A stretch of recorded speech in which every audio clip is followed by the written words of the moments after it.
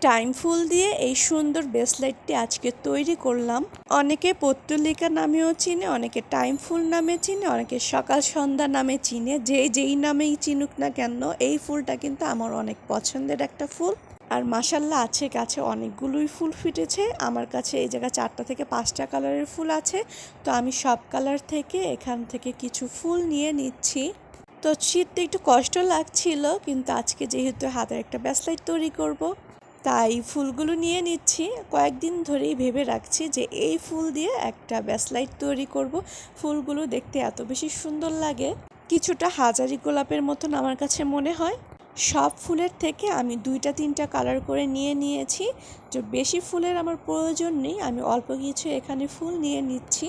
অনেকের দেখি বেলি ফুলের মালা গাঁথে, শিউলি ফুলের মালা গাঁথে, এগুলো দেখতে না আমার অনেক বেশি ভালো লাগে। আর সবগুলো ফুল ছিঁড়ার পরে দেখেন কত সুন্দর লাগছে, একদম কালারফুল ফুলগুলো আমি বেছে নিয়েছি। এখানে আমি সাদা কালার, রানী গোলাপি, লাল, এই কালারগুলোই নিয়ে নিয়েছি। এগুলো দিয়ে এখন আমার হাতের ব্রেসলেটটা তৈরি করব। ছোটবেলায় আমার ফুল দিয়ে অনেকবারই মালা গাঁথা হয়েছে, কিন্তু বড় হয়ে যাওয়ার পরে না কোথায় যেন এই স্মৃতিগুলো হারিয়ে গিয়েছে। তো অনেক দিন না, অনেক বছর পরে মালা গাঁথছি, ভালোই লাগছিল। মালা গাছি আর চিন্তা করছি আসলে কি সুন্দর লাগবে এই ফুলের। এর আগে তো কখনো কেউ তৈরি করেনি, এই প্রথমে মনে হয় আমি এই ফুল দিয়ে মালা গাঁথছি। আর এটা যেহেতু বেশিক্ষণ থাকেও না, শুধু সকাল থেকে দুপুর পর্যন্তই থাকে, দুপুরের পরে চিমে যায়, তাই আর ভেবে আর কি চিনতাম। ফুল যখন নিয়েছি মালা গেঁথে দেখি যে কিরকম হয়। যদি অনেকক্ষণ এরকম ফুটে থাকতো তাহলে কত সুন্দর লাগতো, তাই না? পুরাপুরি মালা গাঁথা তো শেষ, এখন আমি হাতের মাপ দিয়ে দেখছিলাম যে সুন্দর করে হয়েছে কি না।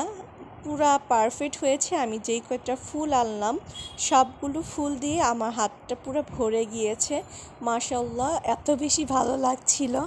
অনেক বছর পরে মালা গাঁথলাম নিজের জন্য।